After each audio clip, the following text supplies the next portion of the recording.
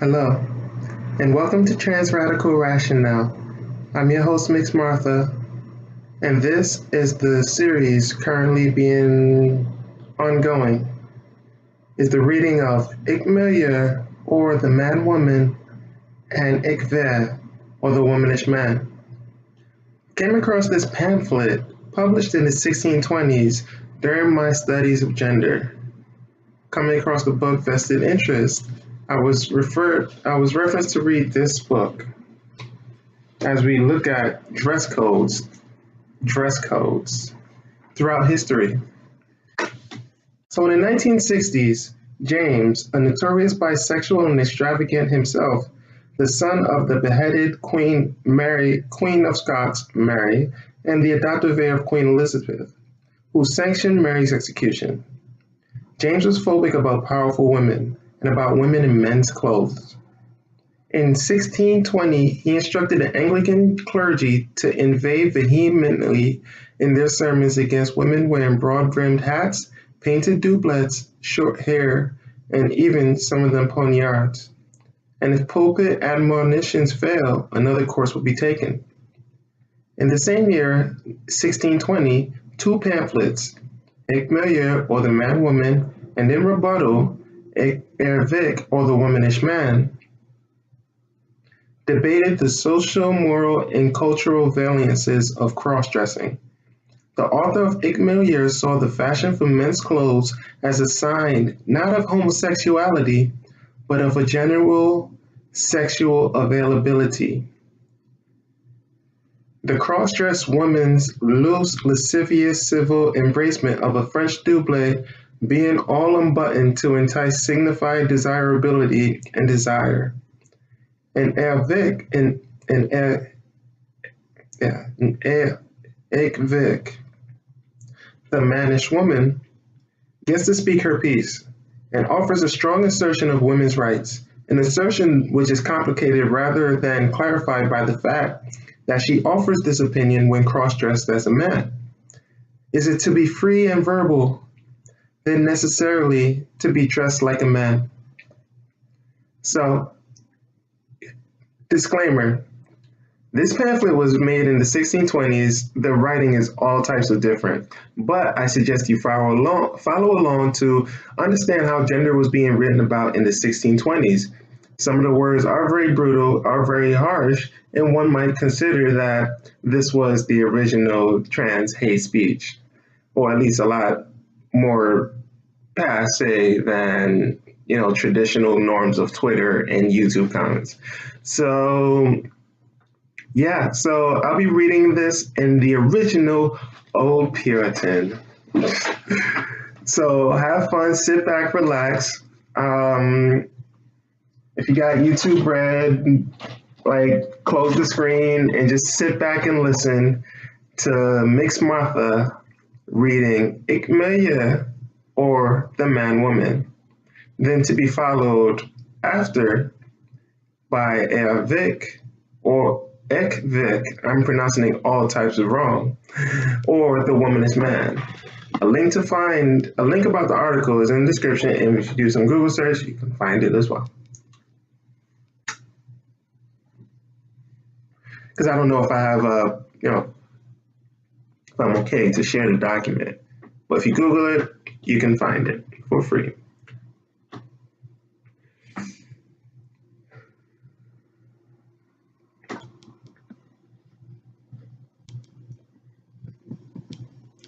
But such as are able to buy all at their own charges, they swim in the exiles. Oh gosh, I already messed up already. So we're gonna start off from where we left off and then continue right into it. That will probably be a little bit easier to get back into it. If you were listening from before. Once again, this is Trans Radical Rationale. Okay. It is an infection that emulates the plague and throws itself amongst women of all degrees. Starts off real strong and repeats real strong.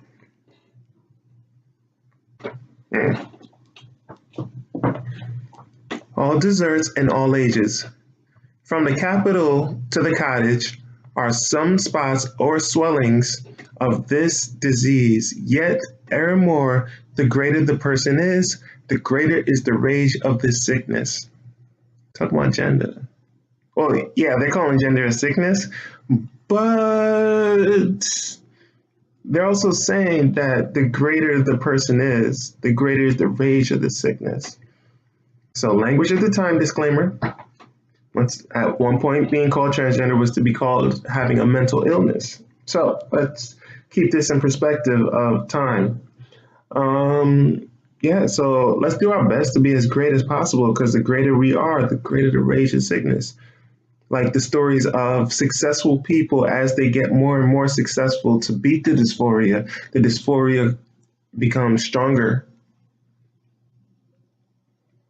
You know those at work that wear the underwear of your choice, whether you're a trans man wearing jock straps or you're a trans woman wearing panties.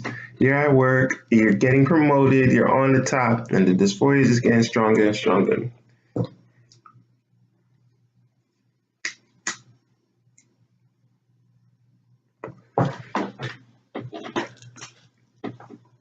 Okay.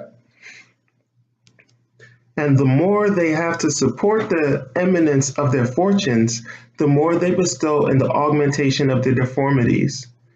Not only such as will not work to get bread, will find time to weave her self points to truffle her her loose breeches, sorry. And she that pawned her credit to get a hat will tell her smock to buy a feather. Yeah, because I want to make it a little more. Yeah. Oh, jeez, I lost the spot.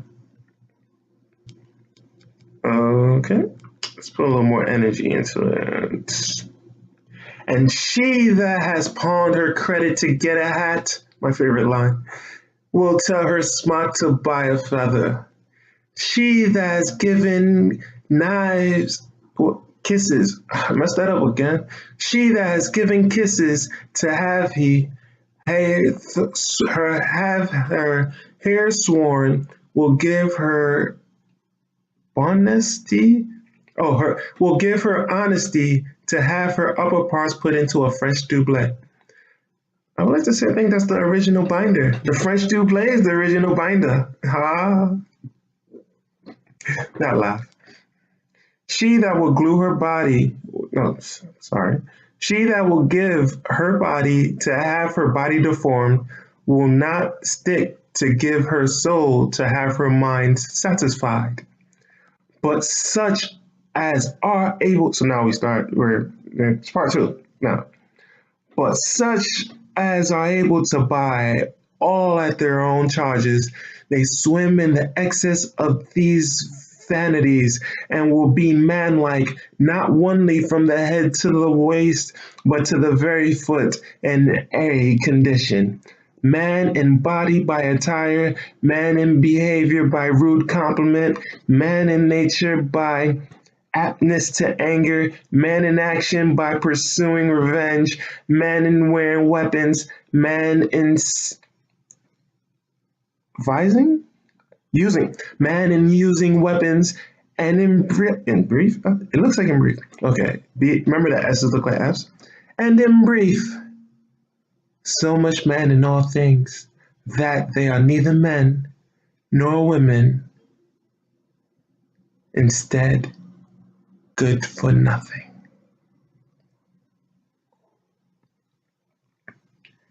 And can greatness and great birth, great beauty, great bringing up, and great riches stoop to the baseness of their monstrous imitations?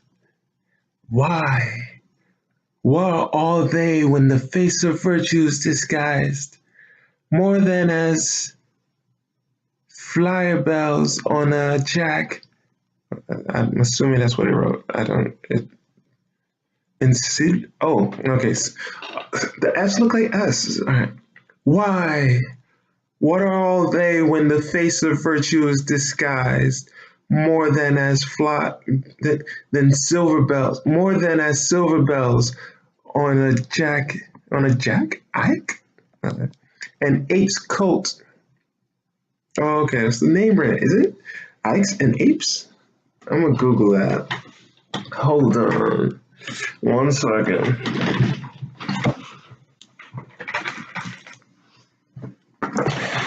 I wonder if it's like Dolce and Gabbana or something like that. Like, why in the face of virtue's disguise, none than the silver bells on a Dolce and Gabbana coat that suit swag. Okay, so I want to just Google that real quick. Da, da, da, da. This show is brought to you by Yams. If you're looking for feminizing hormones but don't have, or are trying to increase your feminizing hormones, eat yams. Eat more yams with the phytoestrogens. Yams. Natural yams. Cook them. Raw, they're poison. Yams. So, I want to see if I'm actually saying it right. So it says IACK. E. And I'm saying apes coat. Oh, Jack and Apes. Jack and Apes. Okay.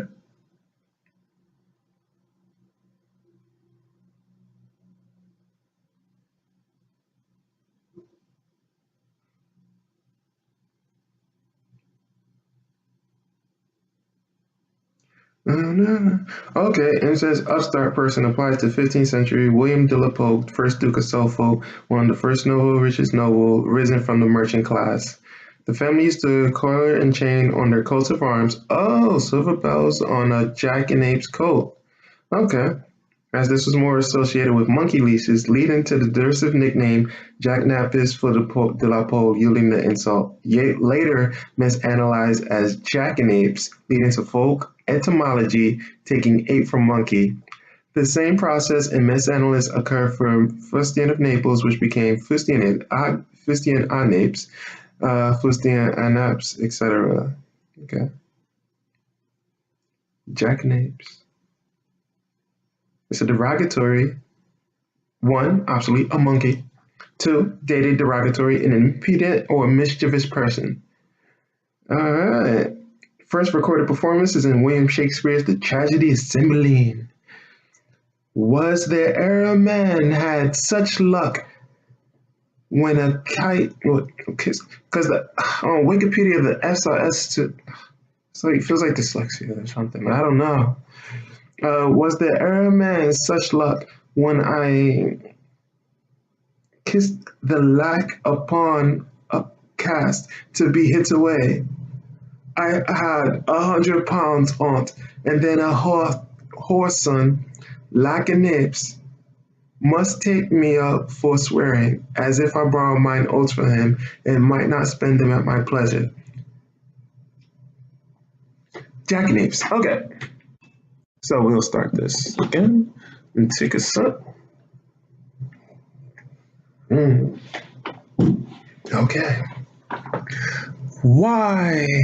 What are all they than the face of virtue is disguised, more than the silver bells on a jackanapes coat that's shoe fair and chime sweet, but save not poor Jack from one lash of the whip when his nari requires it. Does that mean butt? When his nari? I like that. That's cute for a butt. Nari. No more shall their greatness or wealth save them from one particle of disgrace, which these monstrous disguises have cast upon them. Oh, you, that the great builders of this huge frame or mass of disguises remember what the poet saith. I'm glad I got that word right. As for, okay, so semicolon, as the poet saith, as for the O's effects' portion, nor will I bum it, nor my aim make it. Birth, beauty, wealth are nothing worth alone. All these I could for good additions take, not for good parts. Those two are ill combined. A third thing, throw themselves hath I Einer? Fades at the end. Rather than these, the object of my love. Let it be good when these with the virtue go. They, in themselves indifferent, virtues prone, for good like searchers all things to be so. Fortunes? Oh, for good like fortunes, all things to be so. God's image in her soul, oh, let me place my love upon, not atoms in her face. Okay, so I'm gonna try it again. As for the O's of Flex's portion, this is a poet's faith. As for the O's of Flex's portions, no will I spum it, nor my aim make it. Birth, beauty, wealth are nothing worth alone. All these I could for good additions take, not for good parts, those two are ill combined, whom any third thing throw themselves hath long. Rather themselves be the object of my love, let it be good when these virtues go. They, in themselves indifferent, virtues prone, for good like fortunes, all things to be so. God's image in her soul. Oh, let me place my love upon, not atoms in her face. Poem over. Remember how you make and made for our first parents' coats. Not one coat, but a coat for a man and a coat for the woman. Coats of who forever fashions, forever all. Oh, okay, that's lit. Forever all. Remember how you make and made for our first parents' coats. Not one coat, but a coat for a man and a coat for a woman. Coats of forever all fashions, forever all forms, and forever all lives. The man's coat, fit for his labor, and the woman's fit for her modesty. And will you lose the modest left by this great workmaster of heaven?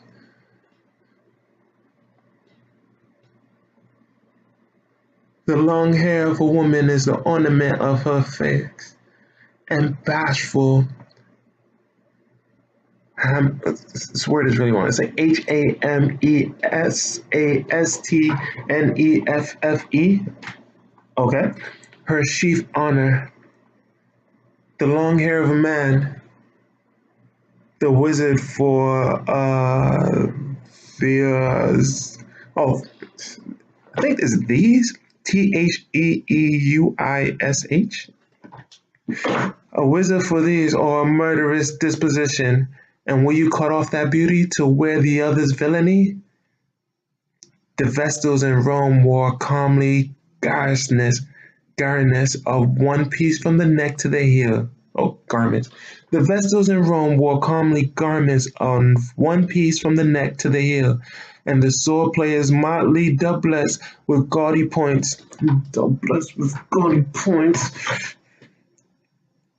The first begot recurrence, the later laughter, and will you lose that honor for the others?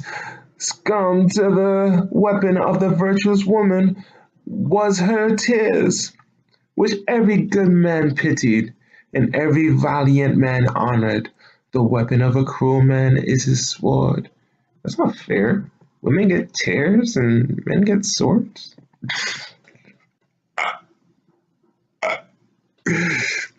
which neither law allows nor reason defends. And when you leave the excellent shield of innocence for this deformed instrument of disgrace, I'm just talking about gender again. Gender sucking, disgrace, disgraceful. Even, it's EUEN, even for goodness sake, Ellen, for goodness sake, that can ever pay her own expense, her own. Okay, sorry. Ellen, with goodness sake, that can ever pay her own with her own merits. Look to your own reputations, which are undermined with your own follies, and do not become the idle sisters of foolish Don Quixote, or believe every vain fable which you read, or to think you may be attired like Bradamante, who was often taken for Ricardo, her brother, that you may fight like Marfisa and win husbands with conquest, or ride archery like Claridans and make giants fall at your stirrups. Yo, they dropped some names in here that, like, if y'all not taking notes, like, I'm gonna research these. Like, the Sisters of Foolish Don Quixote, the be attired like Bradamante, or who was taken for Ricardo, her brother. This is like, if this is 1960, then they're writing about stuff about like these gender zuckers, these gender warriors of the time. Marfisa winning husbands with conquest, or ride like Claridina and make giants fall at your stirrups. Gender zucking. The morals will give you better meanings, which if you shun and take the gross imitations, the first will deprive you of all good society, the second of noble affections, and the third of all beloved modesty. You shall lose all the charms of woman's natural perfections, have no presence to win respect, no beauty to enchant men's hearts, nor no bashfulness to excuse the vilest of imputations. You know, I want you to just excuse it. That's kind of, if you think like revolution, that's kind of how they thought like about women. Now, like that was the only way you can excuse the vilest of impudence. So if someone spits in your face, you need bashfulness. To get a guy, you need beauty. Have no price. You won't win respect if you lose that modesty. In dress. In dress. In dress. Although not modesty in skirt, because if you lose modesty in a skirt, you're still considered more modest than someone who's wearing jeans, apparently. Okay.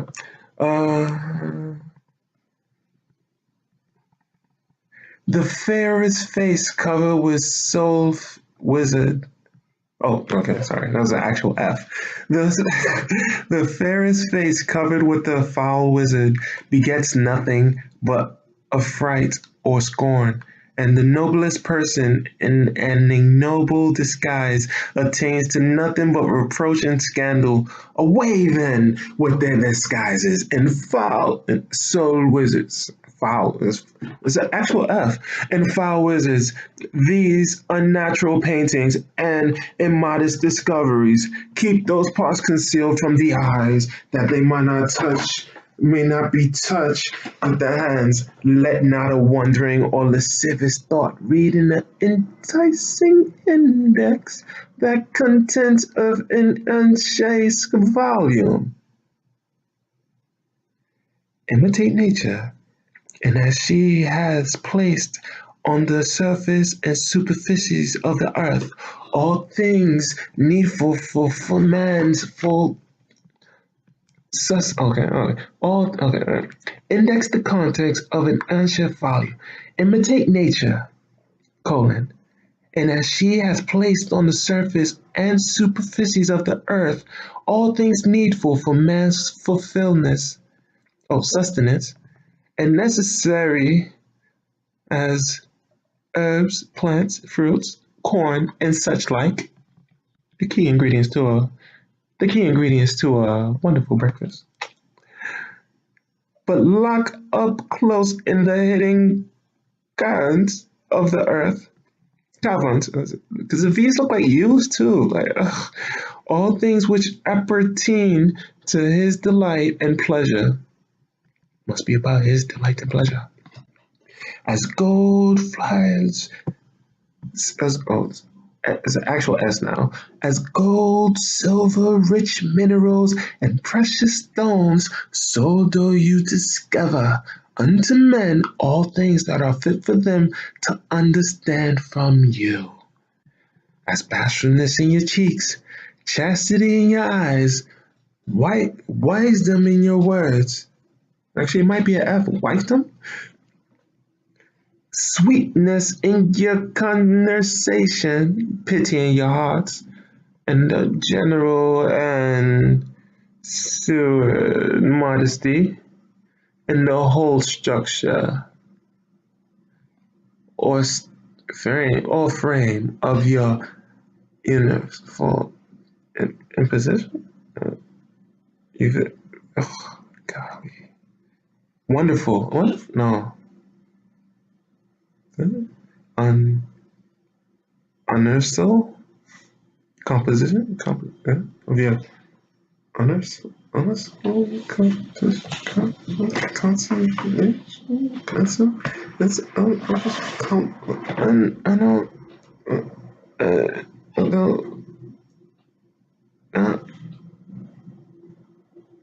composition.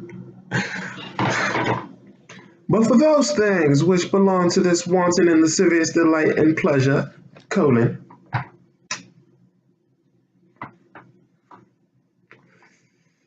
as eyes wandering, lips biling, tongues enticing, my commas and all of that was wrong. Bed breast reducing and naked arms embracing. Oh, hide them. For your shame, hide them in the closest prisons of your strictest government. Shield them with modest and comely garments, such as are warm and wholesome. And in every window closed with a strong casement, and every loophole furnished with strong ordnance, that no unchaste eye may come near to assail them. No lascivious tongue. No. Woeful of forbidden passage. Not no profane hand touch. Relics too pure and religious. Guard them about with counter scars of innocence. Trenches of human reason. And impregnable walls of sacred divinity. Not with antic disguise and mimic fantasticness, with every window stands open like the Sabra, and every window a courtesan with the instrument like so many sirens to enchant the weak passenger to shipwreck and destruction. Thus shall you be slow again, and lie the most excellentness creatures upon earth.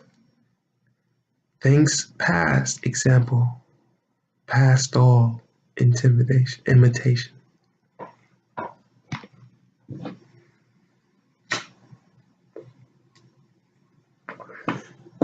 If you actually want to be a woman. So, trans women, I hope you're paying attention. This is the things you gotta do. Remember that God in your first creation did not form you of film and earth like man, but of a more pure and refined metal, a substance much more worthy, you in whom are all the harmonies of life, the perfection of symmetry, the true, cure and curious consent of the most fairest colors, and the wealthy gardens which fills the world with living plants. Doe. But you receive virtuous inmates, as what palaces are more rich to receive heavenly messengers, and you shall draw men's souls into you with that severe, devout, and holy adoration, that you shall never want praise, never lose, never reverence. I took that as, to be happy, you must be barefoot and pregnant, quiet, refined. Take all vileness, displeasure, the things that the Puritans aren't calling disgust, because that is the nature of a woman. Please. Just remember, this comes from women wearing doublé. Oh my gosh, what do they think of binders? What would they think of binders? Interesting. But now so we're gonna, let's see, we get a few minutes, okay? But now methinks I hear the witty, offending great ones reply in excuse of their deformities, what? Is there no difference amongst women? Question. Oh, that was a question. Okay. What? Is there no indifference amongst women? No distinction of places, no respect of honors, nor no regard of blood or alliance? Must, but a bare pair of shears, Sheeres?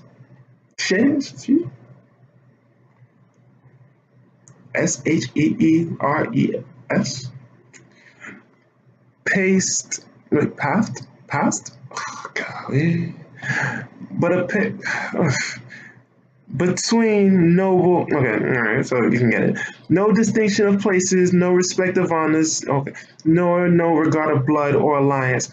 Most but a pain of shares, pace between noble and ignoble, continuing the whole question of what is there no indifference amongst women? No. Between the generous spirit and the base mechanics, shall we be all co-heirs of one honor, one estate, and one abbot? Oh man, you are then too tyrannous, and not onely in your nature.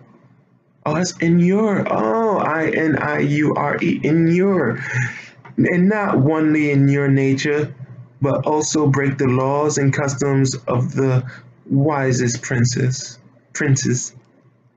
Are no bishops known by their mitres, princes by their crowns, judges by their robes, knights by their spurs? But poor women have nothing. How great forever they be, to divide themselves from the enticing shoes of moving images, which do furnish most shops in the city. What is it that either the laws have allowed to be the greatest ladies, custom found convenient, or their bloods or places challenged, which has not been engrossed into the city with as great greediness and pretense of time? True style. No. Ooh, that was lit. I like that. Repeat that a little bit. What? But now methinks I hear the witty, offending great ones. This is us. Reply in excuse of their deformities. What? Is there no difference amongst women? No distinction of places, no respect of honors, nor no regard of blood or alliance? Most but a bare pay of shares pass between noble and ignoble, between the generous spirit and the base mechanic?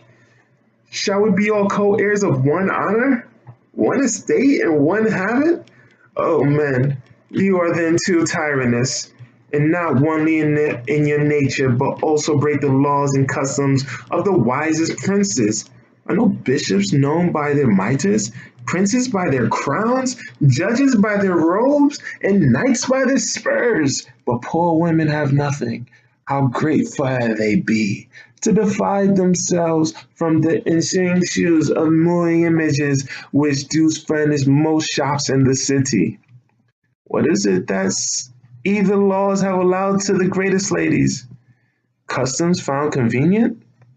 Or their bloods or palace or places challenged, which have not been engrossed into the city with as great greediness and pretense of true title, as if the Circes, forces, see, Circes from the as if the Circes from the imitation were the utter breach of their charter everlastingly.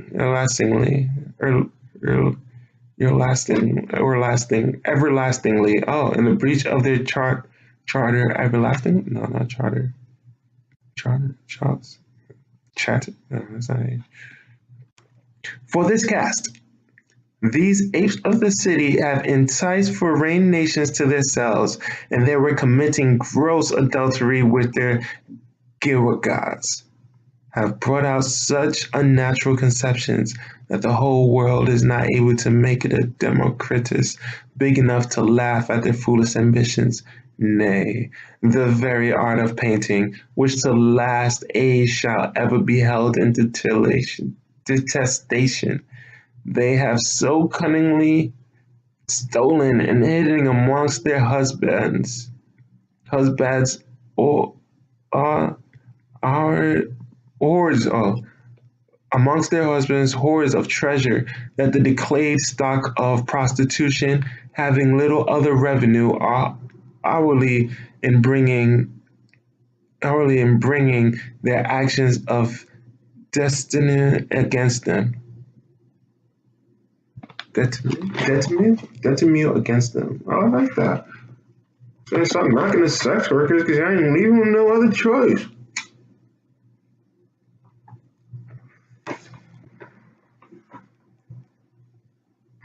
Hence, being thus troubled with these popinaires and loath still to march in one rank with fools and zanias, Z's genders, zanes, fools and zanes, have proceeded these disguised deformities, not to offend the eyes of goodness, but to tire with ridiculous contempt the ne'er to be satisfied appetites of these gross and unmannerly intruders.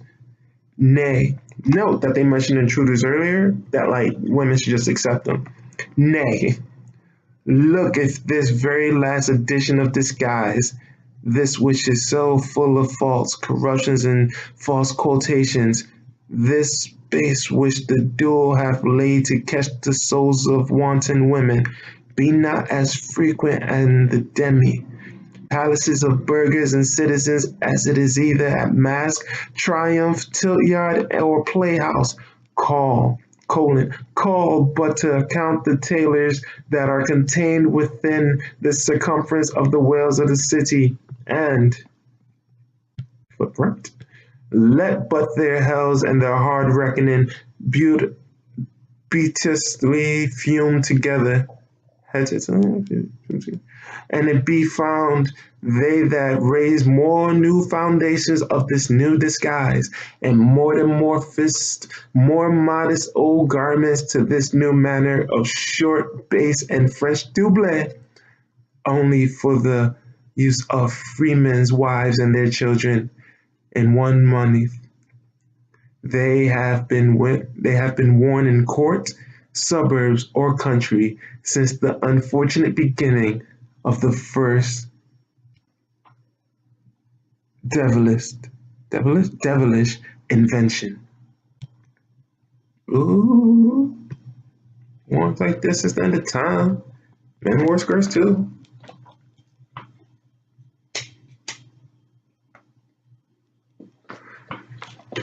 Alright, so let's wrap it up with okay, this last paragraph.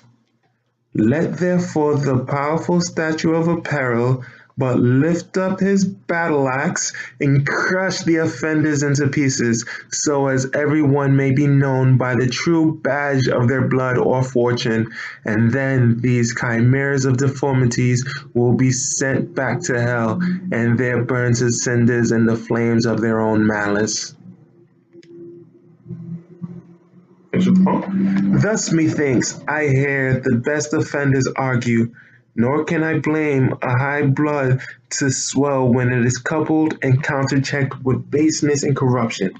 Yet this shows an anger pacing near a caneto ennui, and eludes much of the saying of the excellent poet. As the Euphrates faith, a woman of the malicious nature is as a fierce beast, and most pernicious to the commonwealth. Pernicious to the commonwealth, for she has power by example to do it a world of injury. But fair be such cruelty from the softness of their gentle dispositions. Oh, let them remember what the poet saith. Women be formed with the same parts of the unite as we. Oh, as unite of the unite as we.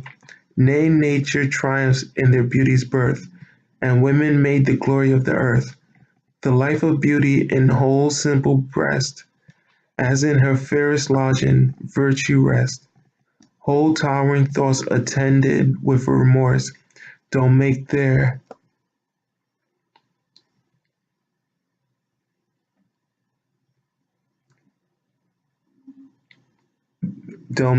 fairness be of greater force.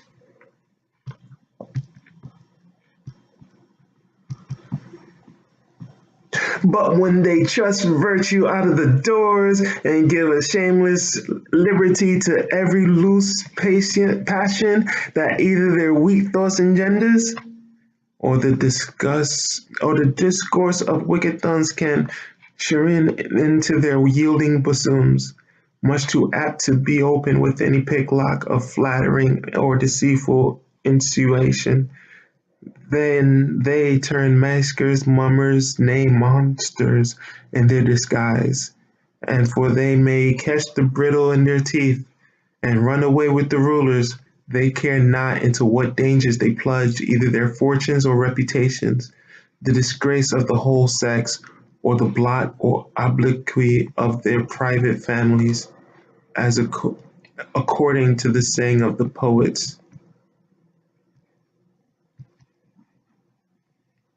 Such is the cruelty of womankind, when they have shaken off the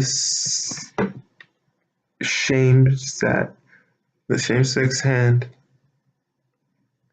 which wise nature did them strongly bind, to obey the heft of man's well-ruling hand, that they all rule and reason withstand, to purchase a licentious liberty.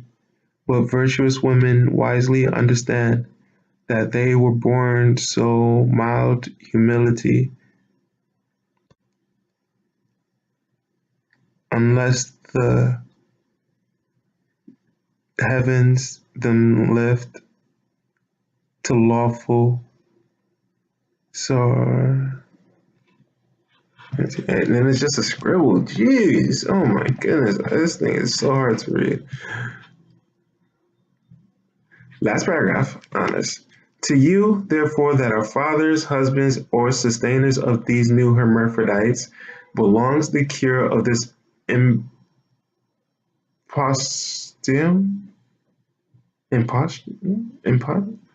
It is you that give fuel to the flames of their wild indiscretions. You add the oil which makes their stinking lamps, really put stinking, Their stinking lamps defiled the whole house with their filthy smoke, and their pures purchase these and your pures purchase these deformities at rates both dear and unreasonable. Do you but hold close your liberal hands, or take a strict account of the employment of the treasure you give to their necessary maintenance, and these exiles will either cease or else die smothered in prison in the tailor's trunks for want of redemption. All right, so this is trans radical rationale.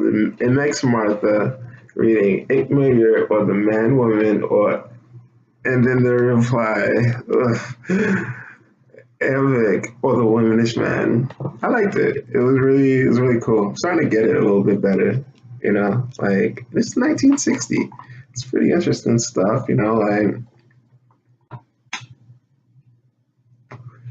You know, I feel like the writer is saying that, like, you know, this is all, you know, like, it's all the notions that they have, that the Puritans are, like, having of women, that was, like, written to, like, make sure that, like, you know, that people get this, you know, that, like, hey, this is, like, this was meant to intimidate any gender non-conforming individual. So, you know, like, your style's too masculine, your style's too out there, you know, like, and you know, a decree come from the prince, you know, or king, I can't remember, James First, you know, so that's pretty big. That's like, you know, basically how Trump, you know, is basically, you know, doing this, and then like Pence is probably like reinvigorating like the church to like preach against this specifically, because you know, like Fox News, out of all like, you know, out of all media, like publishes the most news on transgender individuals. We did that on a past video where, like, if you Google Fox News and then you Google transgender within Fox News, you get 15 million results compared to, and like the results aren't always good. Like a lot of it puts blame, like the Detroit pastor that killed that shot to death the trans woman. If you read the Fox News article, if you read any, like if you read CBS or ABC or CNN, like CNN writes it really badly, but like if you read it on a side that like is a little more like trans sensitive, trans understanding, like the article reads as a murder.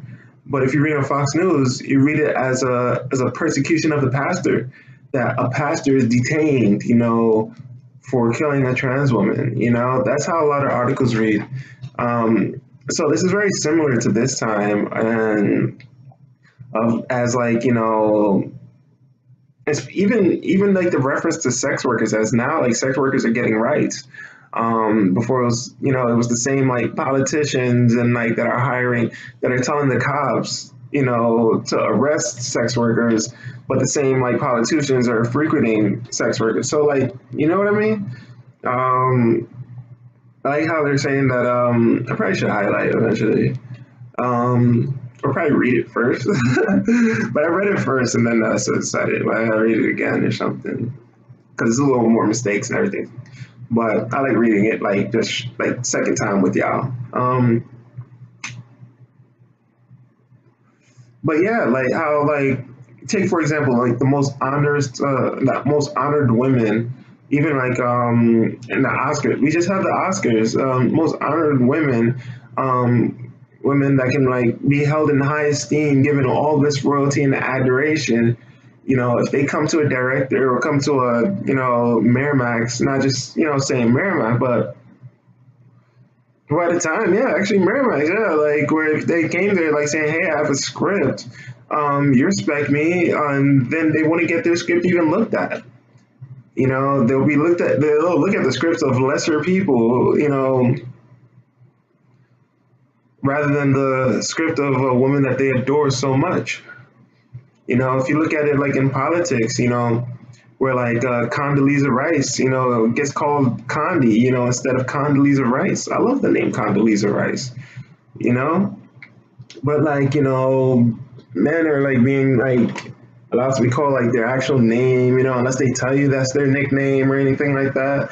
Like, you know, but like we shorten up Condi, you know, and like Jesus, poet said best, but like Condi's a doctor, you know. So like it's it's really like ridiculous, you know, like this whole ideal of just like how clothing can really cause such a kermuffin, you know, or such a hoorah, you know, regarding, society, because it breaks down, the societal walls of control, that like, you know, if the clothes makes the person, like, the clothes sort of like, and the clothes you can afford, sort of makes you who you are, it shows your class.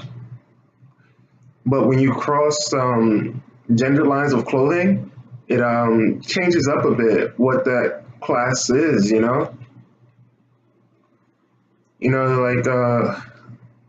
like we use women for example, trans and cis women as well, or femme identifying individuals, that like if they could wear like the most like expensive of dresses like to the office, and have a male identifying individual show up in a $50 suit. That $50 suit is going to get way more respect than that person in the $12,000 dress, pantsuit, or even pantsuit. You can compare pantsuit to suit. Pantsuit is going to have like the curves are different, but that same person shows up in a suit, like it changes up like their opinion for some reason. Do trans men look like they're wearing like their father's clothing? And if so, aren't you supposed to dress for the job you want? Or like if a trans woman who's not yet like transitioning, or not yet, shows up in a pantsuit, are they now like being more created, like being more designated to more feminine task? They placed in a feminine role. What if they have muscles bulging out through that pantsuit, but they feel comfortable in a pantsuit and it suits them? They look great, but that pantsuit just is a reflection, like it changes up like how like they're perceived. So it's interesting that like how clothing does that, and this is from like the 1620s. So this isn't new. Like when I read stuff, and I'll finish with this. When I read stuff from like, history, that's HXSTORY. When I read stuff from like history, like history. When I read stuff from history, because then it sounds like a C. History. When I like, and the language is just like, maybe like a little more like would be considered oppressive now, offensive now. Shoot, just consider the fact that like I would like to consider the fact that like the possibility that like in the future terms like transgender would be considered so obsolete that like it is a slur. Where it's like, don't call me that, call me this, that these terms that we use today don't fit anymore. You see that now, like where like, terms like non-binary and gender, I don't know, yeah, other terms. This video went way long. If you clicked on it and you saw how long this video is, I thank you for clicking on it. And if you watched it all the way to the end, I thank you even more. As you see, I get a little bit better at this. I don't have anything like give y'all or anything like that. Kind of still starting this. Okay, I'll cue you into a book that I think I will read next.